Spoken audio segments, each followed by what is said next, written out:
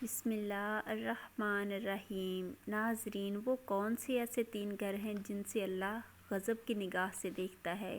آج کی ویڈیو میں ہم آپ کو بتائیں گے کہ کون سے ایسے گھر ہیں جن پر اللہ تعالیٰ غضب کی نگاہ کرتا ہے۔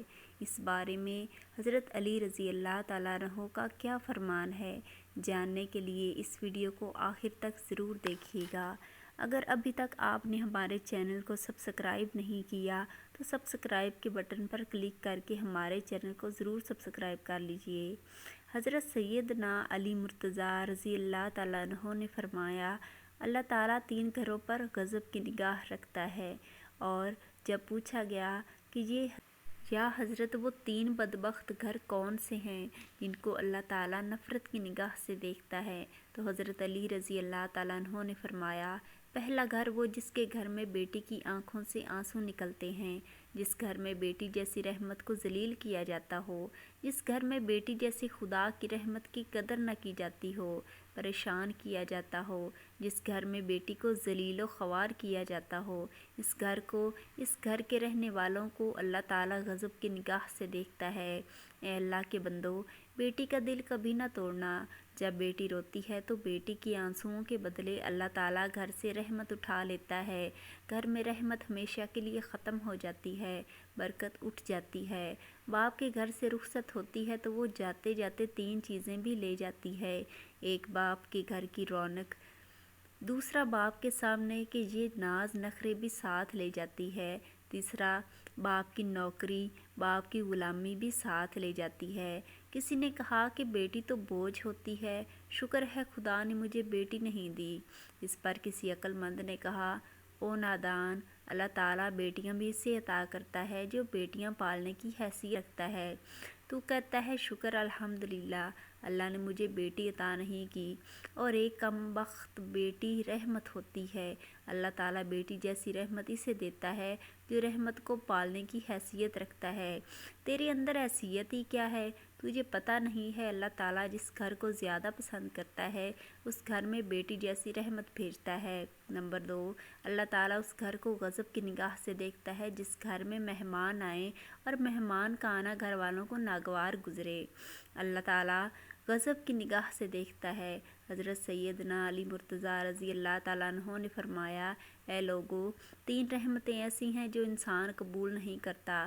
اگر انسان خدا تعالیٰ کے ان 3 رحمتوں کی خوشی سے قبول کر لے تو غنی ہو جائے۔ 3 رحمتیں کون کون سی ہیں؟ پہلی، بیٹی کا آنا۔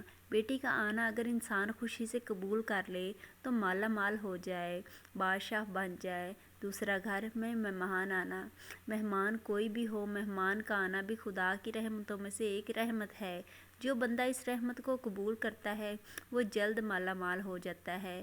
حضرت سیدنا ابراہیم علیہ السلام کی عادت مبارک تھی کہ آپ کے گھر جب تک مہمان نہ آتا آپ کھانا نہ کھاتے۔ ایک دن مہمان نہ آیا، آپ نے کھانا نہیں کھایا، دوسرے دن نہ آیا، تیسرے دن بھی نہ آیا۔ حضرت سیدنا ابراہیم علیہ السلام 3 دن بھوکے رہے۔ 3 دن مہمان نہ آیا تو آپ نے کھانا نہیں کھایا۔ گھر سے باہر نکلے، سوچا جاؤں مہمانوں کو ڈھونڈوں، مہمان نہیں آیا۔ راستے میں جاتے جاتے ایک شخص ملا۔ آپ علیہ السلام نے اس سے پوچھا، تم نے کھانا کھایا ہے؟ اس نے کہا، جی کھانا ہے، مجھے بھوک لگی ہے۔ آپ علیہ السلام نے کہا، آؤ پھر جلدی میرے ساتھ دسترخوان بچھاؤ۔ دسترخوان پر اس کو بٹھایا، خود بسم اللہ پڑھ کر کھانا کھانے لگے۔ اس مہمان نے بغیر بسم اللہ کے کھانا شروع کر دیا۔ آپ علیہ السلام نے فرمایا، تم نے بسم اللہ کیوں نہیں پڑھی؟ اس نے کہا، جی میں تو آتش پرست ہوں، میں مسلمان تھوڑی ہوں، میرا بسم اللہ سے کیا لینا دینا؟ آپ علیہ السلام نے فرمایا، اگر تو آتش پرست ہے تو پھر اٹھ کے چلا جا، میں تجھے کھانا نہیں کھلا سکتا۔ وہ آتش پرست وہاں سے اٹھ کر چلا گیا۔ تھوڑی دیر کے بعد اللہ کے نبی حضرت ابراہیم علیہ السلام نے دونوں ہاتھ اٹھائے، عرض کی، اے کل کائنات کے مالک، کوئی مہمان بھیج، 3 دن کا بھوکا ہوں۔ اللہ تعالیٰ نے فرمایا، میرے ابراہیم، میں نے مہمان تو بھیجا تھا، تو نے میرے مہمان کی قدر نہیں کی۔ حضرت ابراہیم علیہ السلام فرمانے لگے کہ مالک، وہ تو آتش پرست تھا، وہ تو آگ کی پوجا کرنے والا تھا، اس نے بسم اللہ ہی نہیں پڑھی، میں اس کو کھانا کیسے کھلاتا؟ تو اللہ تعالیٰ نے فرمایا، اے میرے ابراہیم، وہ آتش پرست تھا، آگ کی پوجا کرتا تھا، اس کا سارا خاندان آگ کی پوجا کرتا ہے، اس کے بچے بھی آگ کو خدا مانتے ہیں۔ تو نے اسے ایک دن کا کھانا دینا گوارا نہیں کیا، ایک ٹائم کی روٹی دینا گوارا نہیں کی۔ دیکھ تو صحیح میں کتنا قریب ہوں، 80 سال سے اسے کھلا رہا ہوں، اسے پلا رہا ہوں۔ تو یہ جو مہمان آتا ہے، مہمان کوئی بھی ہو، خدا تعالیٰ کی رحمتوں میں سے رحمت بن کر آتا ہے، مہمان کی قدر کیجیے۔ تیسرا، جس گھر سے اللہ تعالیٰ خائف رہتا ہے اور جس گھر میں اولاد کے جوان ہوتے ہی بوڑھے والدین پریشان ہو جاتے ہیں، بوڑھے والدین کو دکھ درد ملتے ہیں، طرح طرح کی تکلیفوں میں مبتلا ہوں، جوان اولاد کے ہوتے ہوئے بھی بوڑھے والدین پریشان ہوں، ان گھروں کو بھی اللہ تعالیٰ غضب کی نگاہ سے دیکھتا ہے۔ گھر میں مہمان آ جائے، ان کی مہمان نوازی کرو، کیونکہ مہمان اللہ تعالیٰ کی رحمتوں میں سے ایک ہے۔ گھر میں بیٹیاں آ جائیں، بیٹی پیدا ہو جائے تو خوشیاں مناؤ، بیٹی بھی اللہ تعالیٰ کی رحمتوں میں سے ایک ہے۔ بیٹی باپ کو امیر بنانے کے لیے آتی ہے۔ گھر میں بوڑھے والدین کو پریشان نہ رکھا کرو، بوڑھے والدین کو تنگ نہ کیا کرو، ذلیل نہ کیا کرو۔ ناظرین، اگر بوڑھے والدین کی سفید داڑھی کی حیا نہیں کر سکتے تو کوئی بات نہیں، بوڑھے والدین کو پریشان بھی نہ کریں۔